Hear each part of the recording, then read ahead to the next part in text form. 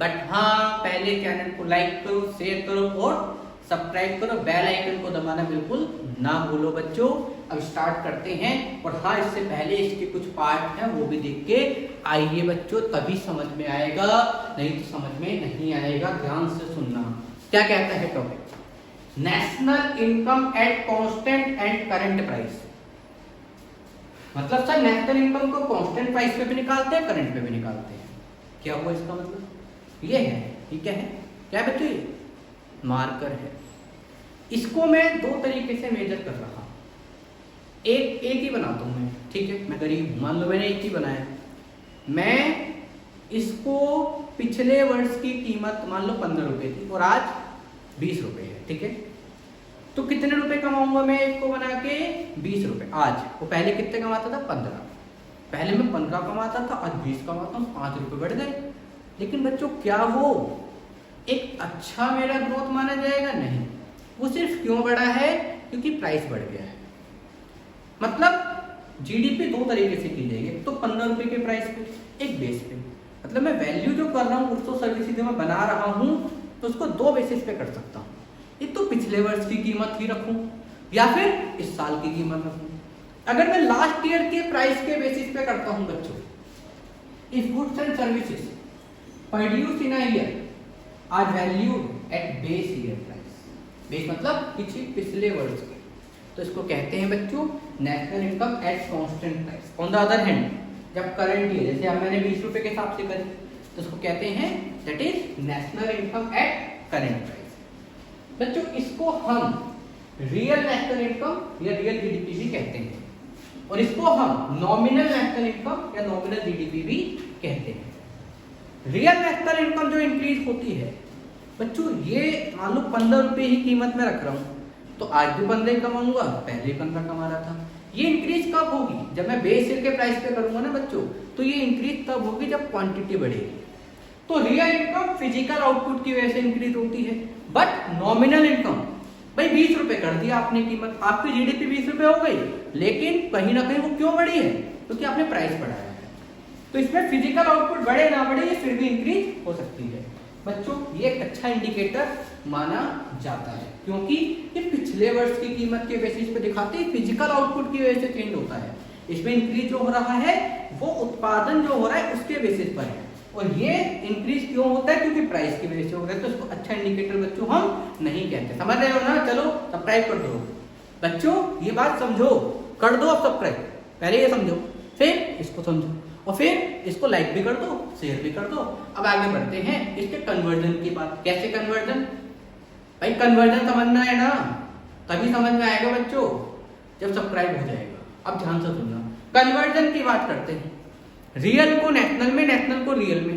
कैसे? मतलब रियल को नॉमिनल में सॉरी, और नॉमिनल को रियल में। कैसे? हाँ जी बच्चों, अब हम कन्वर्जन की बात कर रहे हैं। रियल जीडीपी से नॉमिनल पे और नॉमिनल से रियल पे किस तरीके से जाया जाएगा बच्चों, ध्यान से सुनना।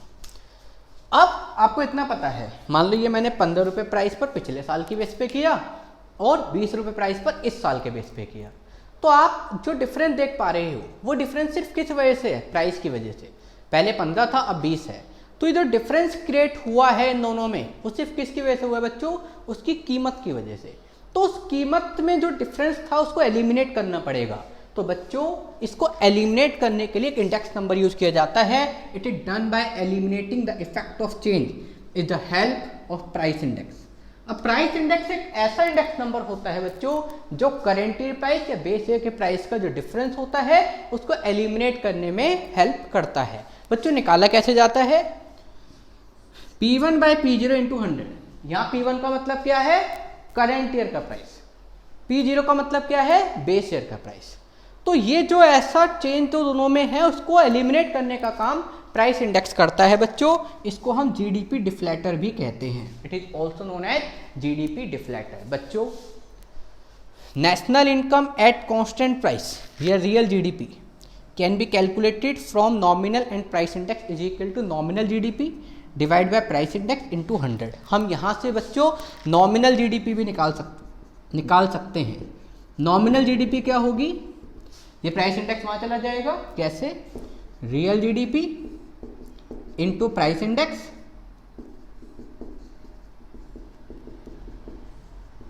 Whole divide by 100। बात ठीक बच्चों। तो हम रियल से नॉमिनल पे जा सकते हैं, नॉमिनल से रियल पे जा सकते हैं। तो इनके बीच का जो डिफरेंस है वो बेसिकली प्राइस को ही एलिमिनेट करने का काम होगा, जो प्राइस इंडेक्स करेगा। प्राइस इंडेक्स को जीडीपी डिफ्लेटर भी कहते हैं। बच्चों इसका एक न्यूमेरिकल क्वेश्चन के साथ समझते हैं, वीडियो पॉज। हाँ जी बच्चों, एक न्यूमेरिकल क्वेश्चन से समझते हैं, ध्यान से सुनना। कहते हैं use following information of an imaginary country. Year आपको दे रखे हैं, उसकी नॉमिनल और रियल जीडीपी डिफ्लेटर दे रखा है 3 साल का। कहता है for which year in real GDP and nominal GDP same. तो पहले आपको रियल जीडीपी निकालना पड़ेगा। रियल जीडीपी क्या होता है बच्चों? Is equal to nominal GDP divide by GDP deflator into 100। अब देखो आपके पास क्या है, नॉमिनल जीडीपी 6.5, 100 इंटू 100, ये 6.5 है।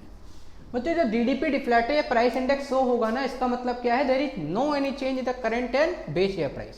तो पूछा है कि किस में सेम है, तो पहले ही दिख गया 2014-15 में सेम है। क्यों है? क्योंकि जीडीपी डिफ्लेटर शो है, और जीडीपी डिफ्लेटर जब शो होता है ना बच्चों, तो इसका मतलब क्या होगा कि करंट ईयर का प्राइस और बेस ईयर के प्राइस में कोई भी चेंज नहीं है। तो जब चेंज ही नहीं है तो सेम ही आएगा, चाहे बेस ईयर पे निकाल लो चाहे करंट ईयर पे निकाल लो। इसको देखते हैं बच्चों, 8.4 डिवाइड बाय 100 इंटू 140। 140 है जीडीपी डिफ्लेटर, 140 इंटू 100। अब इसे सॉल्व करते हैं। 0 से 0 गया, ये 7 पे गया, ये 5 पे गया। ठीक है बच्चों, 7 बन जा 7.2 है ना, 14 हो गया, 1.2, 5 और 2 से करेंगे तो 6। ये कितना आ जाएगा बच्चों? 6.00। पहले कितना था? 8.4 नॉमिनल है, ये कितना है? 6। 9 बाय 125 इंटू 100, 25 से आ रहा है 4 और 5।